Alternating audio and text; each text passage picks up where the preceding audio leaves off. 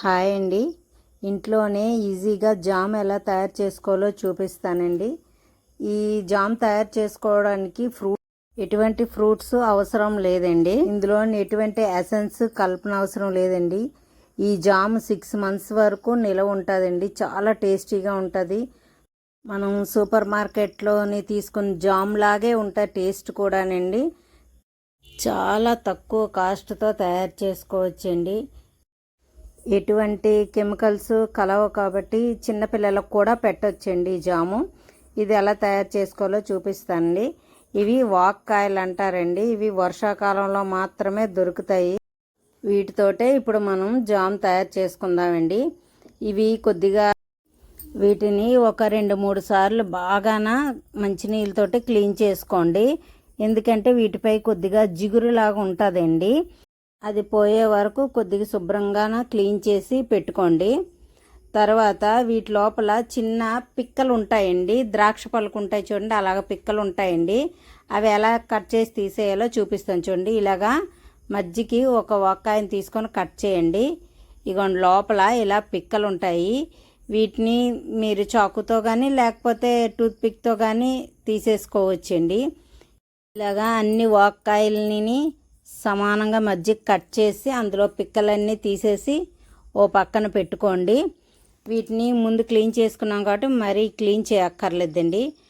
ఇప్పుడు స్టవ్ పై ఒక గిన్నె పెట్టుకొని మనం కట్ చేసుకున్న వాక్కాయలన్నిటినీ వేసి అందులోని మనం వేసిన వాక్కాయలు ములిగేంత వరకు వాటర్ వేసుకోండి. అంటే వాక్కాయల కంటే ఒక 1 inch పైకి వాటర్ వచ్చేలాగా వాటర్ వేసుకోండి. వేసుకున్న తర్వాత ఒక పావు గంట సేపు 15 minutes ఖచ్చితంగా పడుతుందండి. నెమ్మదిగా లో ఫ్లేమ్లో పెట్టి వాక్కాయలను ఉడికించుకోండి.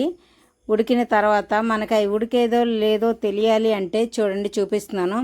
ఇలా చేత్తో ప్రెస్ చేస్తే మెత్తగా అయిపోవాలండి. అంతలాగా వాటిని బాగా ఉడకబెట్టుకోండి.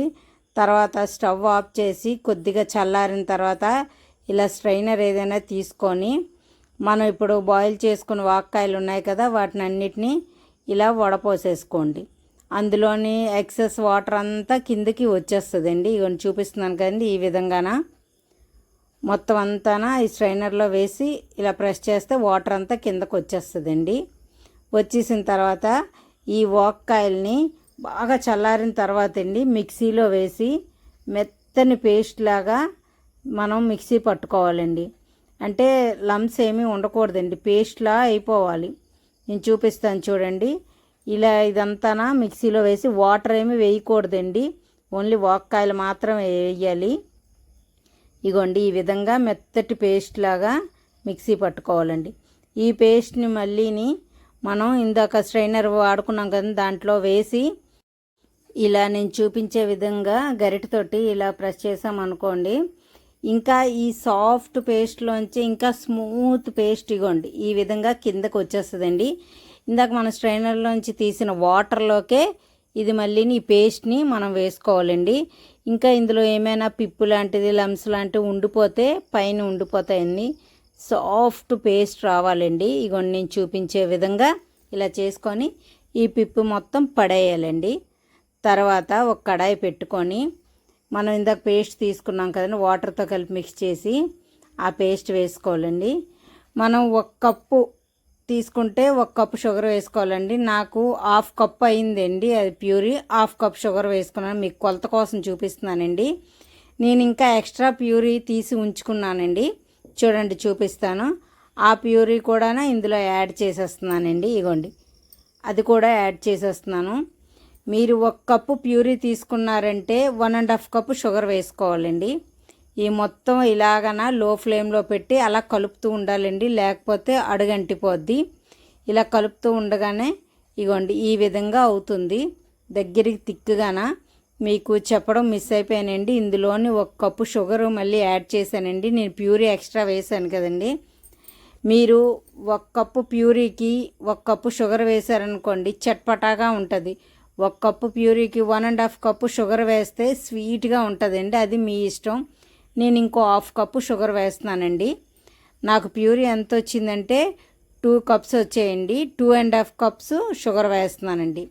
మీకు కొలత పర్ఫెక్ట్గా చెప్పాలంటే 1 కప్కి 1.5 కప్పు షుగర్ వేసుకోవాలండి. 1 కప్పు ప్యూరీకి 1.5 కప్పు షుగర్ వేసుకోవాలండి. ఈ ప్యూరీ అంతా కొద్దిగా చిక్కబడిన తర్వాత కొద్దిగా ఇలాచి పొడి వేసుకోండి, 1/2 స్పూను. తర్వాత దాల్చిన చెక్క పొడి అండి, చిటికెడు వేసుకుంటే స్మెల్ కోసమేనండి. దాల్చిన చెక్క పొడి మీకు అవైలబుల్గా ఉంటే వేసుకోవచ్చు, లేకపోతే స్కిప్ చేసేయచ్చండి. ఇవి 2 వేసుకుంటే మంచి ఫ్లేవర్ వస్తుందండి, స్మెల్ చాలా బాగుంటుంది. ఇప్పుడు ఈ ప్యూరీకి కొంచెం కలర్ యాడ్ చేసుకోవచ్చండి, మీకు ఇష్టం లేకపోతే అవాయిడ్ చేసేయచ్చు. ఇగోండి ఇలా ఫుడ్ కలర్ కొంచెం చిటికెడని తీసుకొని ఈ ప్యూరీలోని యాడ్ చేస్తే పర్ఫెక్ట్ కలర్ వచ్చేస్తుందండి. చూడండి, ఇగోండి ఈ విధంగా వస్తుందండి. ఇదంతా కొంచెం చిక్కబడే వరకు ఒక 5 మినిట్స్ ఉడికితే సరిపోతుందండి. ఈ జామ్ రెడీ అయిపోయిందని తెలియాలంటే అండి, ఇగోండి ఇలాగా అంచులు వెంబడి గరిటతో తిప్పితే అక్కడ ఫోల్డింగ్స్లా వస్తుంది చూడండి, అబ్జర్వ్ చేయండి. ఇలా వచ్చిందంటే మీకు రెడీ అయిపోయినట్టుగా. ఇంకా స్టవ్ ఆఫ్ చేసి దించేసుకోవచ్చండి.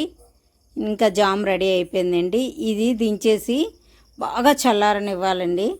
బాగా చల్లారిపోతే మీకు ఆ ప్యాన్ తోటి ఇలాగ సైడ్కి వంపారనుకోండి, అది స్టిక్కీగా జెల్లీగా పట్టేస్తుందండి, ఒలగదు. ఇలాగైతే పర్ఫెక్ట్గా తయారైనట్టుగా అండి. చూడండి ఎంత పర్ఫెక్ట్గా ఉందో. ఇలాగా మీరు ఊపినా కూడా అది ఒలిగిపోదు అన్నమాట, బాగా స్టిక్కీగా అయిపోద్ది. స్టవ్ ఆఫ్ చేసి దించేటప్పుడు కొద్దిగా లిక్విడ్లా ఉంది కదండి, అలా ఉన్నప్పుడు దించేస్తేనే ఇలాగా జెల్లీలాగా స్టిక్కీగా ఉండిపోద్దండి. బాగా చల్లారిపోవాలండి. చల్లారిపోతే ఇలాగా జామ్ తయారవుతుందండి. చల్లారకుండా మాత్రం మీరు కలిపేసారంటే వాటరీగా అయిపోద్ది. చూసారా, పర్ఫెక్ట్ కలరు స్ట్రక్చర్ కూడా అలాగే వచ్చింది జాము. ఇది మీరు ఒక గాజు సీసాలో స్టోర్ చేసుకున్నారనుకోండి, 6 మంత్స్ వరకు పాడవకుండా ఉంటుందండి. దీన్ని చూసారా, మనం జామ్ కొంటే కొంచెం జ్యూసీగా కూడా ఉంటుంది. చూసారా, సైడ్లు చూపిస్తున్నాను మీకు, జ్యూసీగాను. సేమ్ బయట మనం సూపర్ మార్కెట్లో కొన్ని జామ్ లాగే కొంచెం జ్యూసీగా ఉంటుందండి. ఈ జామ్ని బ్రెడ్ పైన, కేకుల పైన, రోటీస్ పైన, దేనిపైన యూజ్ చేసుకోవచ్చండి. చాలా టేస్టీగా ఉంటుంది. ఇది కొంచెం పులుపుగా, స్వీట్గా చాలా బాగుంటుందండి. ఇది హెల్త్కి కూడా చాలా మంచిది. సి విటమిన్ బాగా ఉంటుందండి ఇందులోని. మనకి ఎక్కువ ఖర్చు కూడా అవ్వదండి. కేవలం షుగరు ఈ వాక్కాయలతోటే తయారు చేసుకోవచ్చండి. మనకి వర్షాకాలంలో దొరికేవి, ఈజీగా దొరికే వాక్కాయలతోటి జాము, చెర్రీసు, ఆవకాయ కూడా పెట్టుకోవచ్చండి. పప్పులో వేసుకోవచ్చు, రోటి పచ్చడి కూడా చేసుకోవచ్చండి. ఈ వాక్కాయలను యూజ్ చేస్తూ అందులో మంచి పోషక విలువలు కూడా ఉంటాయండి ఈ వాక్కాయల్లోని. ఏ సీజన్లో పండే పళ్ళు, కాయలు ఆ సీజన్లో తింటే హెల్త్కి చాలా మంచిదండి. వీటితోటి ఆవకాయలు, పచ్చళ్ళు అవి పెడితే పిల్లలు తినరు కదండి. వాళ్ళు ఎక్కువగా ఏవి తింటారో అటువంటి రెసిపీస్ చేసి మనం పెట్టామనుకోండి, చాలా ఎంజాయ్ చేస్తూ తింటారండి. ఇది చూడటానికి బయట జామ్కి, మనం తయారు చేసే జామ్కి ఎటువంటి కలర్ కానీ, టేస్ట్ కానీ ఎటువంటి తేడా ఉండదండి.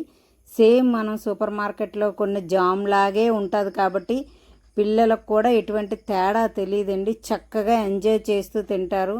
పైగా ఆరోగ్యం కూడానండి. ఈ వాక్కాయలో సి విటమిన్ ఎక్కువగా ఉంటుందండి. లేడీస్కి, పిల్లలకి చాలా మంచిదండి. తప్పకుండా మీ ఇంట్లో ఇది ట్రై చేయండి. Thank you for watching.